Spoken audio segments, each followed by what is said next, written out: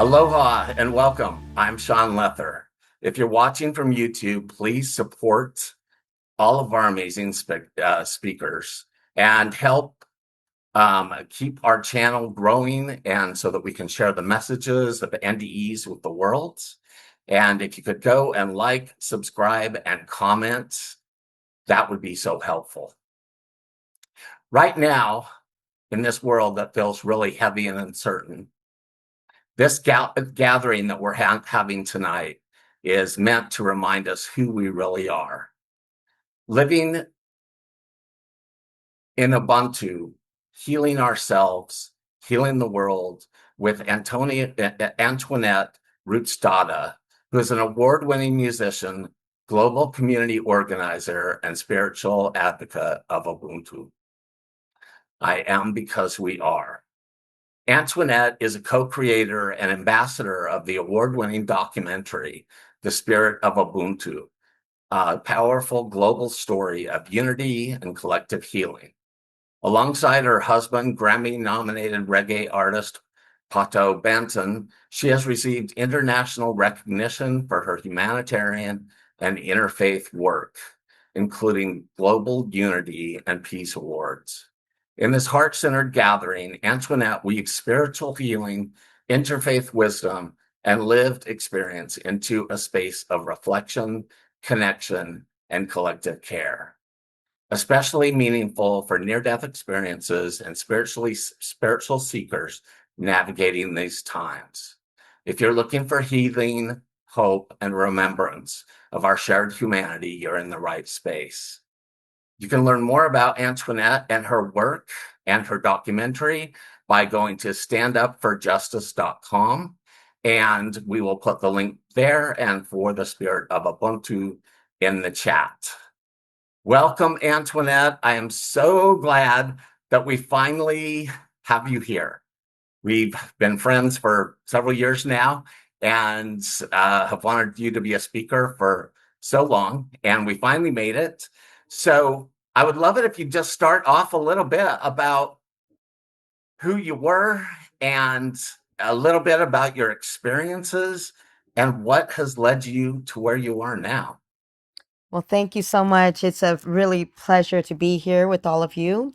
And, every time I look at your background, I keep thinking about my time when I was in Hawaii. And if you look at my head wrap, I don't know if you recognize that, but that's from Mauna Kea.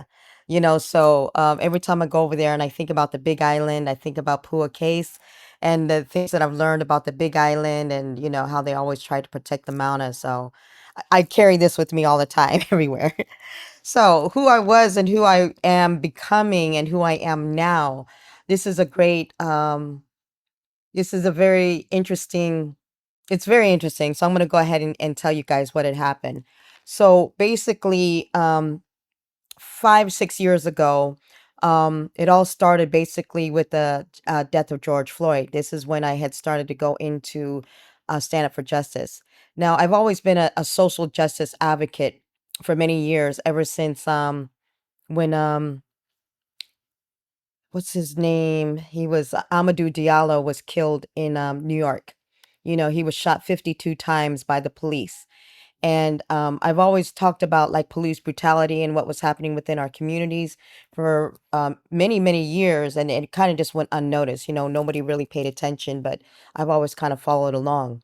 So during the death of George Floyd, I was in this group with somebody had invited me with a bunch of mothers, it's a wall of moms. And they had formed this group that was about there was like 15, 16,000 people in there, that was all talking about what had happened. And then I started to notice there was a significant change all around the world, that Black Lives Mattered to everybody. It wasn't just to Black people anymore. Everybody was protesting from Japan to Europe to South America to Asia. And it became such a huge phenomenon. It was a different change than what it had been before. So I started to work with the women inside of the group, which was very interesting because as quickly as these women came together, it quickly kind of fell apart too. Because even though we all want the same things, there's sometimes some cultural differences where people are really getting to learn to get to know each other, and it was a different kind of scenario. So from that time, I started to form what I call Stand Up for Justice at that point. And there was two other women that were working with me heavily within the group and also on the ground, with different events. And there were two other black women, and the three of us would try to take turns of being the type of person that we were. Malcolm X, Martin Luther, or um, Martin Luther, or Malcolm X, Martin Luther King, and Farrakhan. So you have like three different types of black personalities, and we would kind of like role reversal and switch up and everything, because it's like when you're trying to explain how Black Lives Matters to a community that wasn't used to hearing it, you notice that you have to kind of take on like different personalities and different types in order to kind of bring everybody under the fold. So, but at that time, I didn't realize that what was happening, because I was up all day and night. And just like Sean, we were speaking about, the arguments and the debates on Facebook. There was so much going on during that time that two of my girlfriends who were helping me do this started to drop off. And it was because they started getting sick, physically sick. And I didn't even think about it at the time, but this is what happens with people when they get so involved and so passionate about different things, that it would eventually affect their health and their wellness. So after the protests, what my husband and I did, we ended up having protests in our own city. But we were the only ones that actually didn't have our city, catch on fire or have the city burnt down. After we had the first protest, the second one, the police had asked us if we could actually lead the protest. And I was like, really? Because we were just protesting against you, and now you want us to be in the protest with you, or you're going to be in the protest with us, because there was a lot of children that were going to be involved. And they heard about us. So the lieutenant from the Riverside Sheriff's Department brought his nephew, who was only 6 years old, and all these other children. So the police, you'll see it on the website. You'll see the police are marching with them. They're marching with us. The mayor's marching with us. And we're basically telling the police, no justice, no peace, no racist police, but, it's just, it is what it is. But at least we all kind of got along and got together. And when you see this on the website, you'll also see that we started to build a relationship with the police and implemented two new programs. One is called the Additional Registry, and the other one was called the Blue Envelope. And I found out about these programs when I was in Portland, meeting with the police up there and also with the protesters. And I found this woman who actually created this and designed this program for autistic children, because she was the mother of an autistic child, and she was afraid that the police might murder her autistic child. So she came up with this thing about being able to identify, to be able to protect the community, while also being able to not go in there guns blazing. So once I introduced this program to our local departments, they decided, it took a little bit of a while, but they decided they were going to implement that into their department and into their policies, which was really great. So this was something about how we were going to move what you would call, the when you don't know, or when you don't understand certain communities, and starting to bring them together. Because it's not that I had, even though I had a distrust of the police, I know that at some point we all do have to live together, and all I want to do is just be able to protect our community. I want us to be able to sit down at the table and have like intelligent and mature conversations with each other, without the violence and without the animosity, and without us being able to accept each other as diverse as we are, especially if you have children and you're trying to raise children. So at the end of that event, that was in 2021, is when all these things started to happen with the death of George Floyd, and I started working with SUJ. I got diagnosed with breast cancer. And it was, my husband had found the lump on me, and I didn't know. And it took about 6 months before I was able to get a biopsy. And that's when they had actually declared, and they said that I was uh, I had breast cancer, and they called it, you know, inductive carcinoma, HER2, hormone positive, all those things, technical stuff that I didn't understand or I didn't know. And so for many months I was just like, in terror and fear. It's like, what's going on? I don't know what to do. And I didn't know which way I was going to go, or what I should do, or anything else like that. I was just waiting and waiting for these doctors to tell me. Once I had the biopsy, this was also happening at the same time where my husband and we had just purchased 10 acres of land that we were going to build an eco village and a spiritual retreat center on. And that was like an amazing feat, and that was a miracle. But right when I got the biopsy and they told me that I was diagnosed with cancer, we were gifted another 20 acres of land. And it was all happening right at the same time. So you can imagine like what's happening with my emotions and what's going on. So I was like, all right, I'm just going to go ahead and handle this. Whatever they tell me. And I remember when I went in to go and get the biopsy, the doctor who was he wanted to put in some titanium clips in my breast. And then I called Pato and I was like, he wants to put some titanium clips inside my breast, and I'm not sure how I feel about that. And he said, hell no. So don't let them do that. And I was like, okay. I was like, well, you know something? I'm gonna go ahead and pass on the clips. But I did let him, do the biopsy. But the doctor was so pissed off at me for not taking the clips. But I was doing some research right there on the spot, and I had my girlfriend, and she was like, I don't think it's a good idea either. And then when I was doing my research, I was like, wait a minute, what happens, when do they take them out? They don't take them out. What happens when they move? What happens when they disrupt? What happens when all these other things? And I was like, this is not a good idea for me to actually do something like this. So when he did the biopsy, he like shot the needle inside my boob, slammed the instrument down, and just walked out.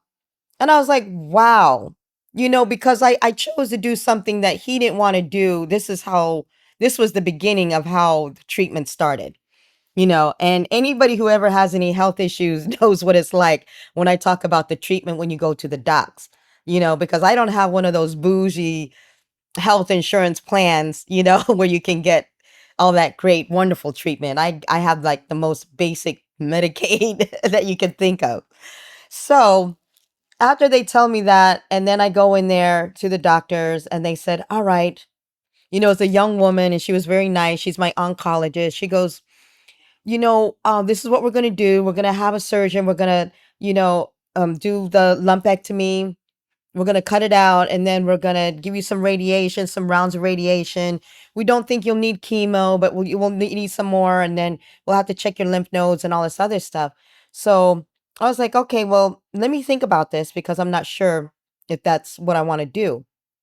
And the reason why I said that was because as a child, I'd lost my father to conventional cancer treatments.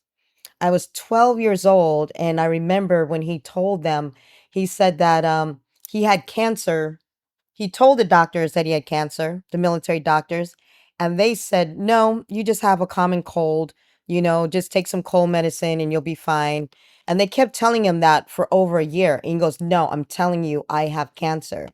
And so by the time they realized that he had cancer, a year had spread and it had gone throughout his entire body, and it was throughout his entire blood. So they send him to Texas. And while he's in Texas, for the last 2 months of his life, he's in this cancer clinic on a military air base, while me and my mother were living in my mother and my brother and my sister were living in a trailer park, in a motorhome park outside of the base, where we would go and see him every single day, where I watched him just dwindle away bit by bit by bit, slowly losing his life until I didn't even recognize him anymore.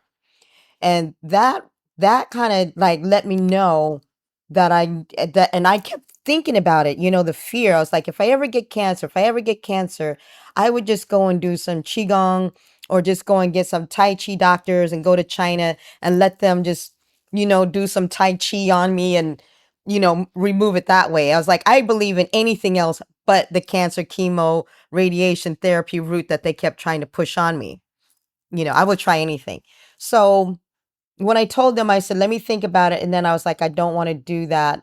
Um, and then they started to pressure me, and she started to do the, if you're my mom, I would want you to see you live, and for your child and everything else. And then it's, here came all the guilt tripping and everything. But then I was like, I was like, no, I can't, because I know what it does. And and learning, touring with my husband, where he sings about like many, many, many, many issues, including Legalize It and I Don't Sniff the Coke, I Only Smoke Sensimilia. Those are the only two songs that are like not in his Urantia book of spiritual songs. But I learned that cannabis cured.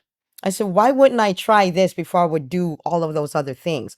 Why would I let me do some research and figure out what I could do?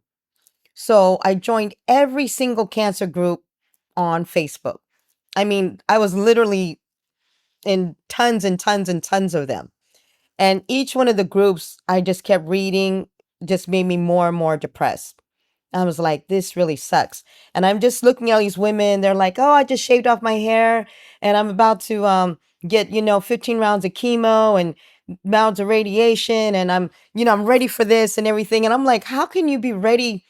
And couldn't understand it. It's like, how can you be ready for what they're about to do to you and everything that I know what it does to people?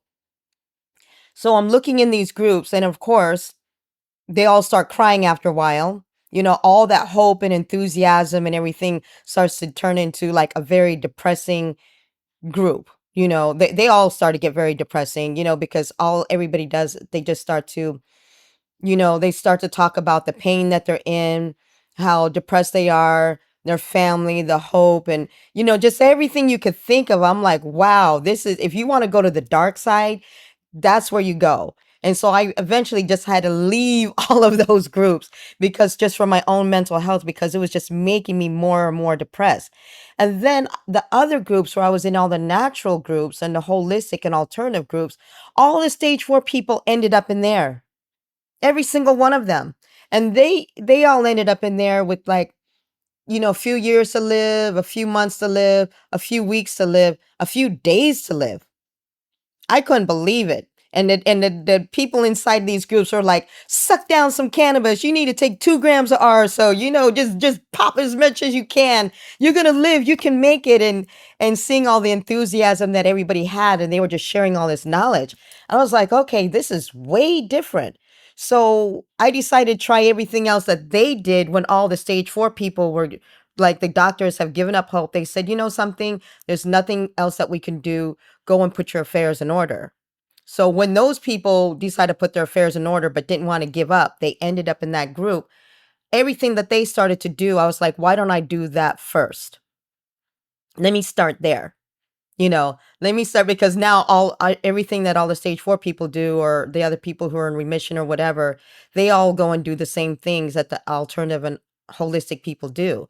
So I figured if I did it from the beginning and got to the root cause, then I don't have to worry about this reoccurrence or something, coming to bite me later in the butt, you know. So that was a very difficult time during that year of 2022, getting the after getting the diagnosis, after having the doctors pressure me, and then trying to figure out exactly what I was going to do. By that point, I formulated my plan. I was going to go the cannabis route. I had plan A, B, C, D, E, F, G, H, I, J, K. I found this doctor called Dr. Circus who said, there's 2 million cures of cancer. You just have to pick one that you like. And I was like, wow, all right. So if this doesn't work, then I'll do the baking soda. If the baking soda don't work, I'll do this or that I'll do the SCT, or, it's like all the different things that I could actually try. So I just messed with some things. So it's like I didn't like broccoli sprouts, so I didn't eat that. I tried the apricot kernel seeds, which, like everybody was curing themselves with that, but they're so nasty. I couldn't get past a couple days of those. But I did find out I love matcha. And I was like, matcha kills cancer cells 10,000 times better than chemo. I was like, matcha, ooh, I could get matcha. I could do acai. I could do acai bowls. I could find the things that I can enjoy and do. I watched the Gerson Way, and I was like, oh, if I do, 13 glasses of green juice, I might not like that, and I might just want to die, because that really sounds like that sucks. But now that I've had green juice and Pato makes the best green juice in the world, I love it. I could do at least 2 or 3. I still won't do 13 a day, but I love green juices that, if you make it right, it can taste really good. Throw in the pineapple and the ginger. I learned to love smoothies. I learned to just change my diet and find the foods that I could eat. It's like it doesn't have to suck. You don't have to just eat salad and live like a bird, so but that year was rough because I lost so much weight and I wasn't going to do like the like the hormone replacement therapy because it said that you had to do that kind of stuff. But then they said if you did that, that was going to affect your cancer because of all your hormones being all over the place, which makes it even more difficult because if you're not a doctor and you're trying to figure out how to save your own life with the little bit of knowledge that you actually have. So what do? You just you got to turn to inner guidance, and this is what really really helped me and which really really saved my life. And I was sitting there thinking, I'm like, okay, I started hearing about people talked about Joe Dispenza and Greg Braden and all these other new agers and stuff. I started watching all these videos on YouTube about meditations, and I was like, yes, I'm a spiritual person, I'm an interfaith minister. Pato always talks about this all the time. When was the last time you prayed? When was the last time you meditated? When was the last time that you communed with God? So I just like, all right, let me just get high, take the 2 grams or a gram or whatever, something, because if you don't know what you're doing, you can get all paranoid and it can make you even more depressed. But if you do understand how to use this as a sacred substance, it's like, let me pray, let me communicate, let me just get closer to God and see what God has to say, you know. And so I would just close my eyes, just meditate, listen to the frequencies, listen to the sounds, you know, get into that realm, just empty my mind and just see what happens.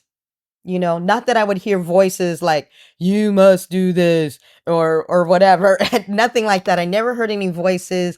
I never saw any things. I think maybe I saw like colors and fractals. And I was like, ooh, I'm getting in touch with some kind of the unknown because this is cool. This is very intentional in the colors, and I started to think about these things, like one thing led to another. Purple was going to my crown chakra, and then the green was going to my heart chakra, and then the scans that I started learning about, like these bioscans, was telling me that I had a brain heart coherence that was off, that my chakras were off and these energy signatures were off. And I was like, okay, what is all this new agey stuff, because this is very cool. And I didn't realize that new age tech spirituality was all connected into everything. So I wanted to show you something. So after all the diagnosis and I started work on my training of healing myself, I had let me show you this picture right here. I don't know if you can see this. This is Dr. Judy. We were doing a show and I was explaining to her what was happening. This is Dr. Judy Mikovich, and she was in California.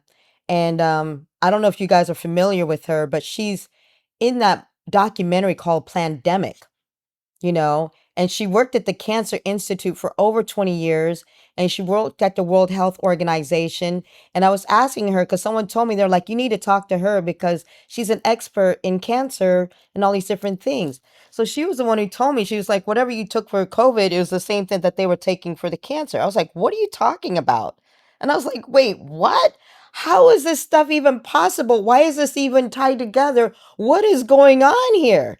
This is insanity, but she showed me the truth. She even made me some really cool stuff and everything. And I was like, introduced me to these other awesome doctors who understood about integrative medicine and understood about where cancer was coming from, how people were getting it, and what you can do to survive. So I'm on an airplane. This is the book that she gave me, and I started to read this book. Changed my life. I'm telling you, this knowledge was so powerful and so important. Now, the reason why I'm on this airplane and we're heading out somewhere was because after I started working on healing myself, Pato and I were asked to go to Africa to shoot this documentary. And he was like, do you want to go or do you want to stay and like heal yourself? I'm like, what makes you think that I'm going to want to stay here?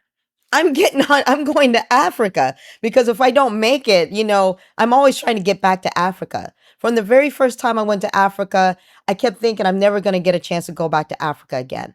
I've been back like 20, 30 times now, but at that time I was just like, I need to get back to Africa. I need to go back. Like my heart's in it. I feel it. It's in my DNA. There's something about Africa. So I jump on this flight and we're going to Africa and I'm reading this book. After that, here's this picture. We're in Kenya. These are the two young directors, Kudzai Tanago and Answer Sofa. These guys are so young, but they're so brilliant and they're from Zimbabwe. So they're traveling with us to 10 African countries to shoot this documentary. 10 African countries. I mean, think about it. Who goes to 10 African countries over the summer? And it wasn't like it was one trip because we had tours. My husband and I were touring all over the world. So we had tours happening in America. So we would go to Africa, spend a couple weeks, do 3 countries. Here I am. You can see my hair is all gray and everything. I was my Wakanda Forever passport holder. I love that. It was like I had to get the Wakanda cover. I was like, we're going to Wakanda. I love that. And then here I am in Ethiopia, like interviewing one of my friends, Sydney Salmon in Ethiopia, as we're doing this documentary. Here we are in Senegal, you know. So we're back and forth. In Africa 2 weeks, in America touring nonstop for 2 weeks, back to Africa for 2 weeks, back to America and Brazil for 2 weeks, back to Africa, and then back to America, just back and forth, back and forth. I mean, when you see our schedule, it's just insanely crazy. And while here I am, like healing myself from cancer. And as you can see, I'm a little bit skinny. I lost so much weight. During that time, I was 80 pounds when I went to Africa. Came back, got super, super, super depressed, and like missing Africa or thinking about all the people in Africa that I couldn't help or support or do, not knowing how much time I actually had left, because every time I kept going to the doctors, they're like, what do you want me to say? Your tumor's growing. And I'm like, where? Where is this? And I was like, Pato, I was like, feel my boobs. It's like, is it growing? He goes, what? They're crazy. He goes, it's shrinking. I'm like, how can you tell? How can you tell? Because even though I'm feeling it, I was feeling it. I was like, it wasn't coming out like how people were talking about, tumors the size of golf balls or baseballs or whatever. I had this thing that felt like a little marble. And then I was like, I think it's going down. And it was like fluctuating up and down. And then I realized every time I kept going to the doctor, it would just grow just from stress. Just from stress. It was like, what is going on? It's like, is that blood? Is that whatever? And then I would go and live my life and be happy again. Next thing it's like it was going away. And I was like, there's something to this. I need to find out what's going on. So we come back and then I'm having a birthday. Like we did a video called Love is the Greatest, and my birthday's on New Year's, which is it's a very strange day because most people are usually hungover or have been partying or doing something. But one New Year's we did a video on the beach called Love is the Greatest. One year I decided to have a birthday. That year, 2023, I decided to have a birthday to see who would show up. And only 2 couples came. And I was just so depressed, and it was raining, and it's California. Anybody who lives in SoCal knows that we get like 5 days of rain. Like it never rains. But that day it was just so gloomy, so gray. And it was just like, and it's cold. And I'm just sitting out there. I'm like, oh my God. Nobody loves me. Nobody cares for me. Nobody showed up but these 4 couples. And we're hiking on the land that we were given, whatever. And I'm just like, whatever. Just being moody and depressed and just, no fun. But so we climbed, I hiked up, and the sun came out. Look at this. This is what changed my life. But see here, let me move this. The sun came out, and you see where this rainbow is right where I walked up.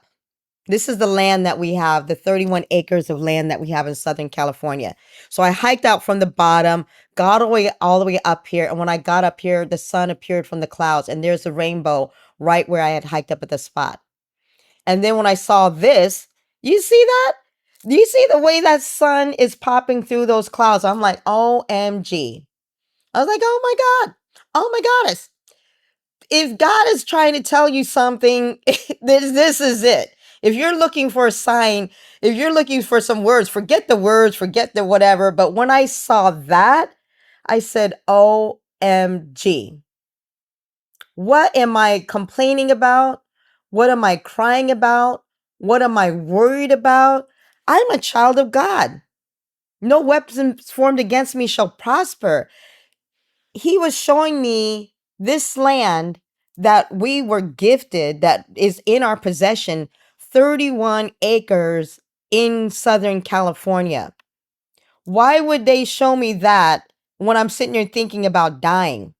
Why would I think about dying? Why would I think about that I wasn't going to make it? Why would I think about people didn't care about me? Why would I think about, the world sucks and all this other stuff like that? Why would I be thinking any of those things when you could see the greatest gift imaginable? I was like, he didn't give me this land just to take it away. That is certainly not, going to happen. And then I was sitting there realizing, I'm like, oh my gosh, this is what I'm supposed to do. Is like, all right, let me just keep meditating and manifesting more, because I kept learning more. The more you meditate, the more you manifest. It's like, let me just close my eyes. So now when I go into my healing, I just go, so I got a membership over at the hot springs, because I learned that mineral water, your body has lost all the minerals that need to be replacing. Your stem cells start dying off at a certain point. There's ways that you can reactivate them. And then I was like, wait a minute. I was like, this guy was sitting in mineral water at Glenwood Springs every day, and he didn't do nothing, and he cured his cancer just sitting there like this. I was like, okay, that's what I'm going to do then. So I bought the membership, and it was super expensive. So I went every single day. Every single day I went to the hot springs, and they were looking at me. I'm like, yeah, I'm coming every single day. I'm paying this off.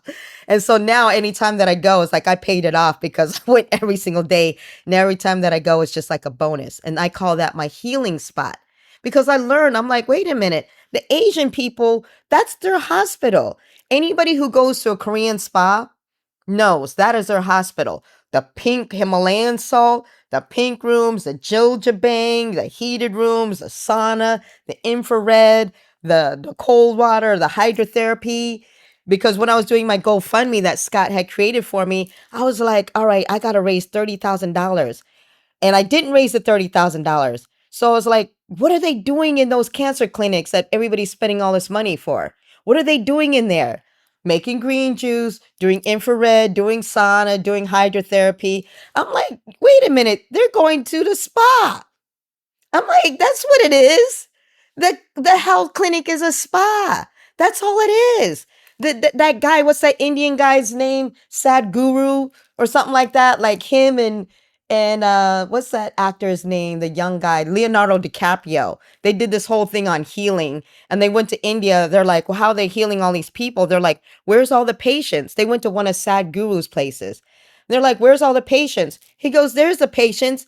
He goes, they're out there gardening. He said, exactly.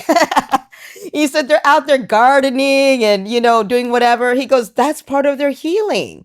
Being out in nature, being out there connecting with Mother Earth, grounding, it's like, wait a minute, all this stuff, heal the mother, heal yourself. And I was like, that was the message I was getting. The more I kept meditating and more I kept manifesting, I was like, I didn't hear anything. But when I'd come out the shower, all of a sudden I'm like, oh, I should go and do this. Oh, I should try this, or I should try that. Especially when you're in these cancer groups, because everybody's arguing, especially if you're in the conventional groups, everybody's arguing. Oh, if you take this, you're going to make your cancer grow. Oh, you shouldn't do this one because it's hormone positive. It's going to make it grow. And oh, some people die because it's going to make it grow. And all the time they kept saying it's going to make it grow. It's going to make it grow. And I was just fearful. I'm like, oh my God, it's going to make it grow. And then this woman that I met who was also teaching about cannabis, she goes, not true. true, not true, not true, misinformation, misinformation, misinformation. And so I trusted my gut, I trusted like my higher reasoning and my spidey senses of the mother spirit who said, she's telling you the truth. These people are telling you the truth. Forget all the naysayers. Just because everybody else says it doesn't mean that it's true. You got to learn how to find these facts for yourself. So that's what I realized is like, all right, you guys go ahead. You do you. Don't ever tell me what I should be doing ever again. You do you. I realize I'm going to be the only one responsible for my health, whether I will live or die. Nobody else's fault. I can't blame anybody else, and nobody else can be blaming anybody else either. And I realized because I try to save my friends, because people, they started telling me, they're like, what are you doing? What are you doing that you're like, no chemo, no radiation, no surgery, you wouldn't even let them cut you? I was like, yeah, because if they cut you, the cancer going to spread. I'm like, the horror stories that I read just freaked me out. I'm like, these women went in there the same, like less stage, like stage 0. How are you going to go in there stage 0, let them cut off both of your boobs? It's like, who even said that was cancer? This is what I learned from Dr. Judy, that a lot of them, like so many women, were misdiagnosed with cancer. It wasn't even cancer at all. So many people were misdiagnosed and given chemo and radiation when they didn't even have cancer. So I'm not telling anybody else what to do, but anytime somebody tells you something, what's going on with your health, I suggest you get a second opinion, a third opinion, a fourth opinion. Get opinions from within yourself, from your higher self, from the guidance. I'm like, when I'm sitting there talking about these celestials, look behind me. This right here is a map of just one of the places. This is just like how much is out there in the universe, of how much celestial help, how much angelic help, how much, spiritual guidance that is given to us. That's what I've learned. That's what I've learned. And the more that I use it, the more my spidey senses of intuition rises, the more that I'm able to make better decisions, the more that I'm able to deal with the difficulties of life, of people, the less I'm getting butthurt or less that I'm caring. And I'm sitting there like what Sean was sitting there talking about, we're arguing with people on Facebook. It's like, what for? Leave them be. Sometimes I might entertain, for the fun of it, because I do like people who expose themselves. I might play with some people. I'm like, and I might egg them on a little bit. I was like, hey, I'm just leaving this for historical purposes, so that way we can all see later which side of the fence you was on or where you stand. So, so I get a little bit of kick out of that. But at least, I'm just like, I'm not trying to take life so seriously anymore. I just realized it's like the minute I decide to let it all go and to put my faith and trust in God, it was like nothing is gonna be able to bring you down. Is gonna be able to stop you. Is gonna be able to hinder you. You know. And then going to Africa it saved my life too, because number one, they don't poison the food like they do here. Most of it is still organic, but they're trying to force Monsanto over there because he's paid them off. He's buying off governments and people over there. So they're bringing Monsanto GMO seeds over there, and they're trying to force people to plant GMO, or, there's a whole bunch of horrible things that they're doing. But other than that, the food is still fresh. I noticed, I was like, wait a minute. I'm not hot flashing when I go over there. Every time I kept flying over there and ending up, I'm like, I'm not hot flashing. It's like I could eat cheese in France and drink champagne and not hot flash, or go to Netherlands and I could eat all this stuff that I'm not supposed to be eating over there. I'm like, why is it I could eat everything in the world, and then as soon as I come here, hot flash, poison? It's just like, why do I feel sick? It's like, what? As soon as you enter into American airspace, you just start feeling, your body just starts like, oh my gosh, I just feel everything, but not over there. So I was like, let's just keep going back to Africa so that way I can have fresh air, fresh food, fresh fruit, fresh people, the energy over there. It's like and I realized when you surround yourself with positive energy, these people that make you feel so good. A lot of folks don't even have a pot to piss in, but you don't see them complaining about that. They're going to complain about something else. They're not complaining about the things that we're complaining about. They're not dealing with the issues that we're dealing with, you know, and the grateful and the love and that Ubuntu spirit that they have for each other is just amazing. You know, that you just want to be there with them all the time. It's like, okay, the more that we serve, the more that we help, and the more that we give, it gives us so much more back. And it started to give me life back, you know? So after going back and forth, we went and screened the documentary in 21 countries last year. And it was last year that I finally started to put on my weight to where I am now, back up at 105 now. You know, so I'm at my healthy weight, not at 80 pounds, because I was really freaking out. I'm like, how am I at 80 pounds? And I'm like, all my ribs and body was, you know, like I thought I was looking anorexic. And the girls at the hospital, you're just like, look at you. I was like, how you're so, you know, your body is. I'm like, girl, I am trying so hard to put on a little meat. You know, I did not try to get this skinny on purpose, you know? So I was like, I want to get back to my chunky self a little bit, you know, but then I don't want to get too chunky. I want to be right here, right where I'm at. So going to Africa and doing the Spirit of Ubuntu, it just changed my life. The people changed my life. The women changed my life. You know, they give you hope, and the more that you can get involved with others and sharing your love and your compassion with them is the more love and compassion that you also receive in turn, and that's very life giving. You know, and it's very life charging. You know, for yourself. You know, so that is my story, and I'm sticking to it.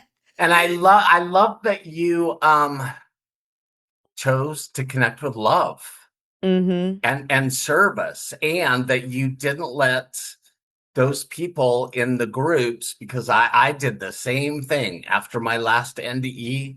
I was in groups with people that had terminal illnesses. And what I found, everybody was identifying with their diagnosis. And they Mhm. were taking it as like, this is it, this is my world. And I think it's so important, like what you didn't listen to any of that. Mhm. You know, Yeah. you wanted to live, you listened to your higher guidance, and that it's very inspiring. It was, you know, some of the indigenous folks that also kept telling me, they're like, you got to talk to, they're like, cancer came into your life for a reason, you know, and you got to find out what that reason is and you got to talk to it. And then I was like, what does that mean? You know, what the hell are you talking about? I was like so confused. And then I realized for everybody else, it was just like, F cancer, F cancer, cancer. I'm like, you know something? I'm not going to cuss it off, you know, because if I'm cussing at it, I'm just like adding more negative energy to it. I don't want Yeah. to do that. I'm like, no. You know, and it was weird, but I have to sit there and say it was a blessing in disguise. It really forced me to examine my life. It made me look at my life. It made me change my life. You know, because before then, during that time of George Floyd, when all the protests and everything else was happening, and I was arguing with all the other racists and other things that was going on, I was smoking like a pack a day, a pack of cigarettes a day, and downing bottle of Prosecco's, like bottle after bottle after bottle. You know, I drank so much and I smoked so much and I ate a lot of candy, you know, like seriously, gummy bears and everything. It was just like I was just feeding myself with all this poison, and I didn't even realize, you know, what I was doing, the amount of ice cream that I ate. And then I couldn't eat it. I'm like, what do you mean ice cream is going to kill me? Like, what are you talking about? This is my comfort and my love. So when I had my first piece of chocolate, I was like, oh, it was so good. I was like, oh my gosh, it's so good. And I'm like, I'm gonna die. I ate chocolate. You know? But now I realize it's like, okay, everything can be in balance. You can't have your cake and eat it too. You just got to figure out, you know, how to live, how to balance yourself, and not to take things so seriously, and to learn how to love and be compassionate with everybody and yourself and everything. Learning, you know, and then I realized, wait a minute, I had trauma. This was the other thing. Because they say everybody has trauma. And I'm like, I don't know what they're talking about until I started finding out, oh my gosh, I've got all this trauma that I did not even address, that I didn't even think about. And now I'm seeing, and like all of this stuff is just making more and more sense. The more you detox is like the more you start seeing, you know, seriously. It's like you just start seeing way above. You can see things in people, you can see situations start unfolding, you can see how things are going to come out, all this stuff, like I saw it a long time ago what was happening with TikTok. Yeah. And I knew, I'm like, don't let anybody fool you. We all know why TikTok was bought, sold, it was shut down, and who owns it now. It's like, that stuff was coming a mile away, but it's just all unfolding now. I mean, when I say your third eye starts opening, whatever your thought adjuster, your pineal, or whatever, all those things, all that stuff is so important. That's why I started to get into frequencies. Frequencies are everything to me. And the more that I learn about the frequencies is the more that I want them in my life. Yeah. Yeah. So do you want to talk a little bit about frequencies and how they help you? And then also we want to talk a little about Urantia and Yes. how it has helped you. And then of course, Ubuntu. Awesome. Yes. So the frequency, so I'm a musician, and oh, here, this is a machine that I actually have, like, it's just it's kind of, I'm just putting it on my head. This is just one of them sine frequency things. But the more that I learned about biohacking, and I think they call it biohacking, was one of the scans that I used to do. And this scan was saving my life when I was in Africa, because I was like, sometimes, we one of the years that we went with the entire band. But the year that we went, everybody started getting sick. They were opening this new hospital. And the percussion player was like, oh my God, he goes, they're carrying this guy out on a stretcher. And then the filmmaker, he had just from the Congo. And he was just really sick. I'm like, what the hell is going on here? Next thing you know, I'm all coughing. I'm like, I can't afford to be getting sick. What's going on? So I said, Coco, run your scans. So my friend Coco, I learned this at the Conscious Life Expo. That's why I love that expo. um she was at the expo with me, and I learned about some other things, but was somebody, all these other women started getting sick, if it wasn't one thing or another, but she nearly lost her life from plastic surgery, and it started to affect her liver and her kidneys. And she always told me, no matter what, you always have to protect your liver and your kidneys. If those things fail, that's when you die. And I was like, wow, that's one of the biggest cause for people's death is kidney or liver failure. And that's why I don't like pharma drugs or certain things, because it affects your kidneys and your liver. So she got involved with this one company. I can't remember what it was called, but they did these bioscans based off of frequency. And it was made from this Russian inventor who came up with it. It was funny how, like, some of these things were Russian inventions or Chinese inventions, but they're working with these frequency type things. And colors give off frequencies. I did not know that. That's why, I started getting into colors and stopped wearing black so much. So if I needed to work on my chakras, like she would show like the chakras were off, then I would need to wear a certain color. The same thing with the colors in crystals. They give off frequencies. They give off a certain energetic type of thing. So they have frequencies from 1 all the way up to, you know, like 2000, 3000, 1440, 1280, 763, 963, 777, different ones. 432 is like the ground frequency. 783 is like the Schumann, it's like the heartbeat or the electromagnetic force of the earth. Um, I believe 963 is one that they open for the pineal, to help you connect further with your higher self. Then there's ones like if your heart, because it's not communicating right for your body to start healing, and you need to work on your heart frequency, then that's the green chakra, and then you can put on that one. So I started, like, I don't know how I got shown all these things, but it's like it started pointing me in the right direction to look for these things. And then I would see, all right, frequencies is what I needed to like heal certain things, whether it's guts, whether it's to kill parasites, whether it's to, get my brain, things in order. So I've been studying it and I've been learning it. And then I learned that with the 432 was like, it's such a great frequency, and that they had detuned the music from 440 from 432 to 440. And that's the one that blocks you from your spiritual connection. So if you go and look, just Google 432 hertz, and you'll see all these things. And it's like even the YouTube meditation videos, like millions of people, millions and millions and millions and millions of people are listening to these frequencies because it's helping them in some way. So that's what inspired me. I was like, I'm a musician. I did the entire documentary, the music in 432 hertz. I also won an award for best music soundtrack. And it was amazing because the documentary has nice visuals, but when you listen to the music and you hear it and you feel it too, it really changes something in you, you know. So if you play 432 versus 440, you feel differently. If you listen to the same song from 440 into 432, you'll feel differently.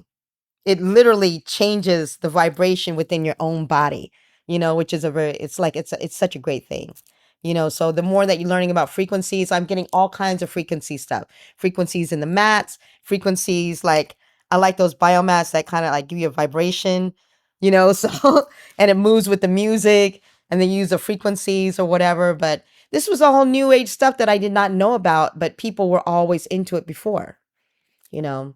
So that's the parts about frequencies and why I love frequencies. Okay, so what led you to, do you want to talk about Urantia or Ubuntu Okay. first? So Urantia, this diagram right here is they call it Udentia. It's like a system. And it's from the Urantia book. So basically the Urantia book is a book that my husband and I have been studying for many years. He's been studying it since the 80s, and I've been studying it since about 2000 9 or so. Um, it's a book that's supposed to be written by the angels. There's no human authors, and it talks about the history of this planet. It talks about the seven super universes. It talks about evolution. It talks about all the different, like, these are all these different planets.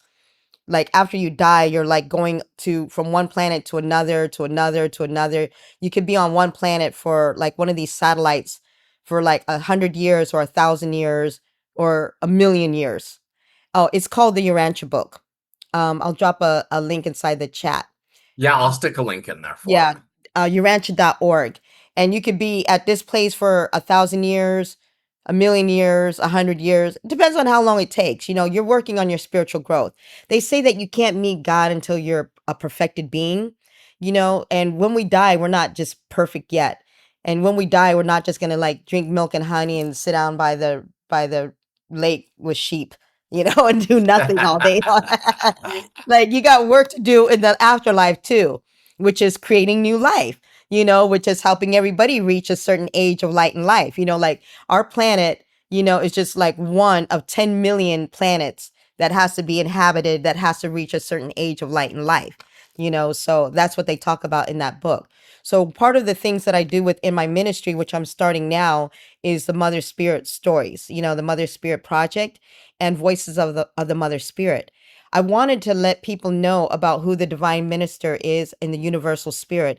They talk about her in all the different religions, the Shekinah, the Shakti. You know, it's in Buddhism, it's in Judaism, it's in um, Islam, it's in everything, it's in paganism. You know, and they talk about all these things within the Urantia book. And that's what I also love about the Urantia book, because it talks about all the religions favorably.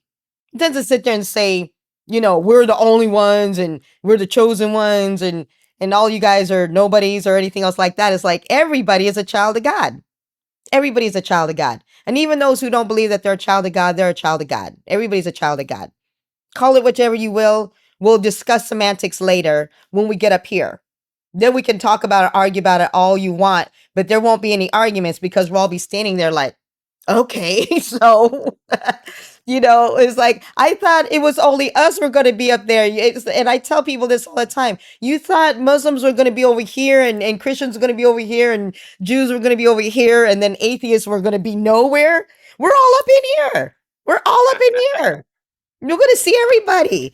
And that's why I tell people it's like get along now as much as you can, because when you die and you end up in mansion world number 1, 2, 3, or, you know, wherever you end up at, you know, if you're spiritually more progressive, you're going to end up further than somebody else. But because this is the universe spiritual ascension, you're going to have to go back to number one and bring up those knuckleheads with you. You know what I'm saying? So you can't leave the knuckleheads behind because they decided they wanted to be a jerk in the universe. everybody's got to go together, so we're on this journey together. So it's best to get along. And if you've ever seen an episode of The Real World, remember that show back in the 80s? Remember how they would take like the most difficult people from around the world, and then stick them in one house together and make them live in there for a year, until they all, it's like put on your get along t-shirt. But you know how they always hated each other? They would all just get drunk and beat each other up and do all these different things. And then next, by the end of the season, they were all family. They defended each other. Like they put the racist with the guy that they hated. They put the homophobic guy with the gay guy. They did all this stuff. And next thing you know, they were all brothers and they all were all family and stuff. So that's what's going to happen in the real world, in the mansion world. You're going to get up there. If you're intolerant of a certain race of people or group of people or a type of people, you're going to stay in that house until you get along. And then you're going to move to the next house, to the next planet, to the next planet, to the next planet, but it's not all going to suck. There's going to be a lot of fun. Look at all the planets you get to go to. Look at all the different bodies you're going to get to be in it. You know what I mean? They say your body is going to go through like 77 different bodies or changes. We were going to be looking all young and beautiful again. And we get to go to other planets. And you get to choose what you want to be. Like, I want to be a universal celestial musician playing in front of gazillions of people with like laser light shows and stuff. Some people might want to be more adventurous, like Battlestar Galactica, and go to the planet where everybody's still a barbarian, and then you try to civilize them. It's like, what do you want to do in your, universe ascension? Yeah. Or maybe you just want to grow your garden. You could do that too. It's like you can do whatever you want to do. You just can't be a jerk. That's all. It's acceptable. But anyway, I love this Urantia book. It talks about evolution. It talks about science. It talks about the divine feminine. So it's like it's the rise of the divine feminine. It talks about all these wonderful things about in our afterlife and the things that how you can live a better life now. That's what I love about like Urantia Moda. So these inspiring songs that Pato has in his music, it inspired me. It inspired me that there's nothing that anybody can do to me, that I know that God is not going to like protect me or has got me because, and they talk about that in the Urantia book. It doesn't matter what anybody does to you. It doesn't matter what this planet does to you. It doesn't matter what the system does to you. Even Lucifer had went to the dark side. He took half of the universe to the dark side. Even them can't do nothing to you. They can't do nothing to you because you're a child of God, So I love that, and I love that everybody can believe in what you want to believe in, and it's okay, God is love, and everything in the universe is friendly towards you, not all this doom and gloom, and they're gonna eat us up and cook us for dinner and things like that. They do that here on this planet. So how do you stay sane with all this craziness going on in the world? What are your biggest tools? Prayer, meditation, talking to God, and a lot, and getting yourselves with like-minded people. Having a ministry is really great because everybody in our ministry is our spiritual family. Pato always calls it our spiritual family. The Ubuntu Family Network is our spiritual family. It's just like those are amazing people that you can get to know from around the world. All of our friends, the people who are fans, Pato calls it the 3 Fs. They started as a fan when they saw us at a show, then they became friends, and then they became family. So if you just think of everybody as just family, then you just realize, I think when I listen to Shaman Durek, he always says, you got to accept people for who they are. It's like it's malfunction in thinking. That's their malfunction in thinking, and when you understand that that's their malfunction in thinking, that they're just not there yet, but eventually they will get there. Some people might get it in this lifetime and some people won't, but that's okay. We'll deal with that later, but right now, you're going to forget a lot of these things later in the mansion worlds anyway. It's like, are we really going to be arguing about some of these things that seem so minuscule, and even all the pain, the death, and everything else, this body is just the flesh. That does not going to stop you from everlasting life. I get mad and I get upset and I get hurt when I see the loss of life of young people. But you know something? They're better off. It's like when they talk about these young people whose life was cut short, it's like, yeah, it sucks for the parents, and it sucks for the family, but for that kid and for the other people who was suffering or dying or whatever, they are so much better off. We're the ones who has to deal with it because we're still left here to deal with all the craziness of human beings and humanity.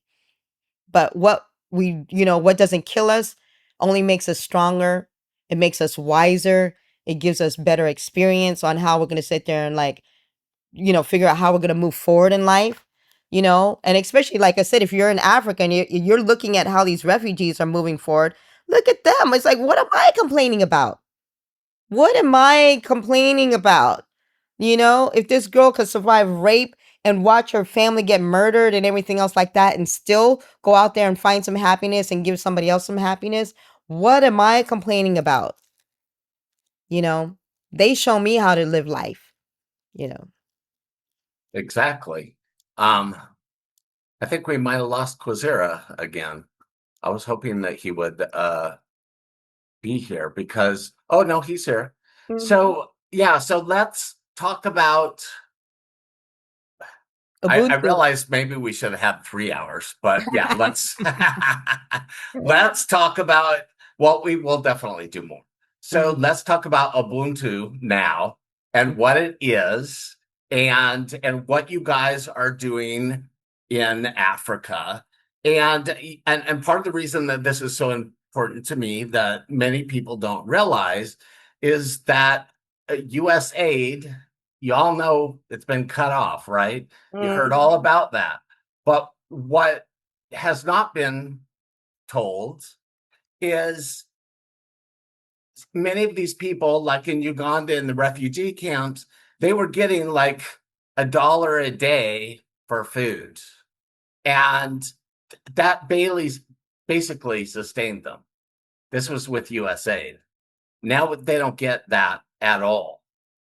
And so they're really struggling like more than ever. And it's something that just not many people are talking about.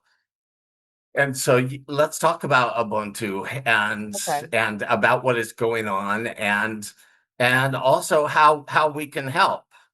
And Quazera, if you're hearing us and if your camera works, we can bring you up, and you can share a little. Thank you. Yeah, so the spirit of Ubuntu, I'm gonna go ahead and share my screen again. Is a philosophy as we were describing earlier, that it's a word used by the Bantu, and they're all over Africa. But you hear mostly of it in South Africa, which means Ubuntu is I am because we are. These are the children from in the documentary that are starring in that from the Baobab short tree story. And we started at what we decided to do because we did the documentary, and now we've forming a nonprofit called Ubuntu International, and we've already started our work. And with the 10 organizations that we started to support, we're coming with 3 major hubs and then smaller individual hubs.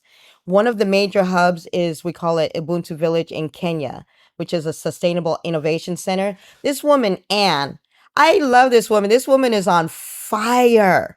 She has a documentary of her own called something of the wishing well or whatever. But I remember in the documentary, she said, I want an education. And she was just literally screaming at her parents because they were trying to marry her off, in exchange for whatever, the cow or the chicken for the family, to some guy that she barely even knew. And this happens to a lot of girls, even right now, that they're just going to marry them off and then they become the property of a man. And this guy was abusive and nearly killed her own child.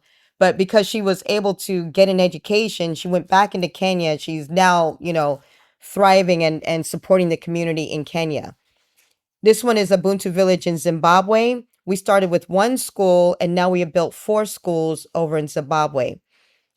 This one here is Ubuntu Village, Uganda. And now we're building a resource center. This woman takes care of 35 girls who were orphaned. You know, there's a lot of orphans. These girls were just left on the street, left at the police station, or left whatever. And she also pays school fees for over 230 girls, you know, and these are the brightest girls out of Uganda. So these three major hubs, they exemplify the 7 pillars of Ubuntu. And then as we're trying to show if we can create more and more of these types of hubs all across Africa that exhibit this spirit. And then what I do with Ubuntu International is I'm sponsoring multiple projects, individual projects. And some of them are in Naki Valley. So in here, about us, let me see. It started, so Gar Jameson from the Charter from Compassion and Compassionate Las Vegas, it was his inspiration that wanted to do the film, and that's why he sent me and Pato. So we're the 3 co-founders of Ubuntu International. And it started when he went to the Parliament of World's Religion and met Desmond Tutu and Nelson Mandela that did a whole workshop on Ubuntu. And anybody who knows, during apartheid in South Africa, it was really hard. It's like when you don't really have the government support and you don't have any other type of support, the only thing you can do is work with what you have, you know, which is very little. But when the community comes together, they're making sure that nobody is going to go without. So that's all of us with all of our gear and equipment that we traveled all up and down Africa with. There's the documentary with now 28 awards. Our mission, here's our 7 pillars: education, healthcare, music and the arts, the environment, agriculture, play, fun, sports, exercise, justice and spirituality and wisdom. Our get involved, or this must be the shop. All right, this is the shop. So we decided to make the shop kind of like the Heifer Project, you know, where like you can buy chickens to kind of get someone started in their own chicken business. You can fruit trees, which are really good. Cows and sheep will kind of get them sustainable. Art supplies. I've got like the most amazing artists in my art division coming from Kibera, the largest slums in Kenya, and in Naki Valley and in Kabale. School fees everywhere in Africa other than Burkina Faso has to pay school fees. And it's a real shame because school fees normally goes to the boys. They don't really send girls to school. You know, musical instruments, the amount of talent.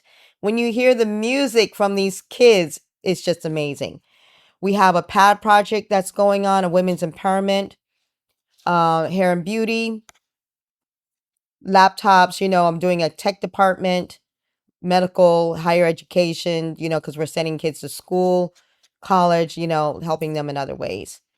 Let me see. Stories. Oh, here we go. These are some really, really, wow. Why does it say that, Pato? You probably need to get to, it says we need your accept. Oh, that's weird. All right, so we have these awesome stories here. Like this is this is one of the things that we're building for Grace Villa. We're building her this resource center here. I mean, look at this big bougie building in Uganda. I mean, come on now. This ain't no mud complex. This is like a resource center. And when those girls saw this, like the amount of screams, and they were so excited because we were like literally all packed in this one little room, you know, watching them unveil this place. This will be completed this summer. So yeah, this April or July? April. Oh, you mean by the time we go back? All right. So this will be done in April. I'm really excited about that. All right, hold on. What is that? Yeah. Oh, all right. So that's really amazing. See, these are the girls there. Um, Francoise, she's over in Cameroon. She's doing amazing work too. This woman, when we sent over the sisal machine, it improved the lives of so many women. I mean, she has no legs. She can't walk. But she went and planted all of this sisal by herself. She can't walk. Look at her. I mean, Wow. who does that? You know, disability is not inability. What happened was Oh, here's Pato. Is that Pato? Hey, Yeah. Pato. Hey, Nice to see you. nice one. What happened was um, Anne went to this village and told about 20 or 30 women Mm-hmm. that she was challenging them to plant 100 sisal plants so that they could use it in the sisal machine to make fibers and ropes and clothes. Mm-hmm. And this lady in a wheelchair who can't walk, she took on the challenge and went out there and planted 150 sisal plants. She beat all of the other women, Wow. and she's like a hero now. See, Mm-hmm. Mm-hmm. 150 sisal plants, and yeah, there's just so many amazing success stories in our Mm-hmm. journeys across Africa and our work with Ubuntu International. It's just really mind blowing. Mm-hmm. And it Now, was you can make rugs out of sisal, right? yes. Yes, Yeah, we yeah. have so many products from that material. When we first went and met her with the 25 widows, I remember because all the women were like this, it was like, and stuff. But once they got the sisal machine, there was 150 women the second time we came back. They're like, we need more machines. And they were just like so happy. I was like, oh my God, what is going on here? And I remember Anne was telling me, she said, when the guys found out about it, they tried to take the sisal machine from the women and they had to go and fight out the guys. They're like, no, this is our machine. This is our business. This is what we're doing, So she's really a fighter for women's empowerment. She's really amazing. So share with us how much being of service and doing this amazing work has contributed to your healing and your growth and happiness, because so many people, I don't think they understand what being of service can do to, with us. Well, one, you forget about yourself. I think, is that a quote from the Urantia book, Pato? It's called self-forgetfulness or something. Yeah, self-forgetfulness. Mm-hmm. And everyone knows the saying, the more you give is the more you receive. So it just becomes really a living pleasure to work to see other people's lives improved. And the more you can make other people smile, is the bigger your smile becomes. And, we're just very, very blessed, number one, to be in a position where we can be of service. Number two, we're in a great, great position because we're being supported mostly by Compassionate Las Vegas, which God Jameson is the one who really sent us to Africa to film the documentary. Then he sent us back to Africa to go and show the documentary to all of the people who we filmed it with, and to provide some funding for all of the organizations that we worked with. And so now we have the ongoing mission of seeing 3 major hubs develop and a lot of smaller organizations who are striving Mm-hmm. to achieve the 7 principles of Ubuntu. Mm-hmm. And Antoinette is really the one who's doing most of the work, most of the groundwork. Mm-hmm. I'm more of a support mechanism to make sure everything's kept in order and everyone's getting what has been promised. But as far as the vision and new ideas and following through and really spending a lot of time with each organization in meetings every day, holding their hands, making sure that they are developing and acquiring new skills so that they can become self-sustainable. All of that is Antoinette. I don't know how she finds all that time. I like to go and give something and then get back out and carry on to the next one. But she doesn't leave. She stays in there. She holds their hands, and then she pushes them to work together. Even across borders, she's finding ways that they can work in unity together. So, my hat's off to Antoinette, definitely. Thank you. I think it was because we have the 3 major hubs, but the other organizations is 10 other organizations I'm working with. And I was trying to get them to become a major hub. And I was like, well, the only way I could do that is if you guys all start working together, so So I brought like 6 organizations to work together for one organization. I was like, that's Ubuntu. If you guys all come over here to help these 100 women over here, then this guy doesn't have to feel alone in the work that he's trying to do for these 100 women. And that's how we did it at the end of slavery, here in America. Each family went to go help another family so that way they would be able to succeed and thrive, either sending their kids to school or starting a business or entrepreneurship or farming, whatever it is. It's like if everybody comes together, then they don't have to do it alone and they'll have much more of a success rate, Right. And it's so important right now when everybody's trauma's coming out and they're acting crazy and doing crazy things. Organizations like what you're doing to help channel that into helping, and Yeah. it's so wonderful that you guys are doing this. Um, I had no idea there's so much more work on here. It's like as I'm scrolling through the stories, it's like from the girl who's never been to school before to the largest school that's gonna happen to the widows, and then this woman here, she's a genius. This She does permaculture schools. We're now on our fourth school of permaculture schools where everybody can where the whole school learns permaculture.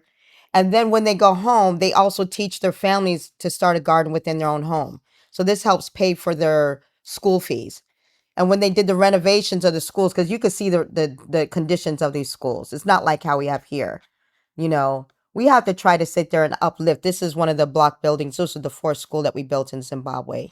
You know, it's like raising the standards, to give people dignity and hope instead of, you know, just they need dignity and hope. Everybody needs dignity and hope, and they should have like a certain standard of dignity and hope to sit there and continue on with life. Yeah, it's amazing what you guys are doing.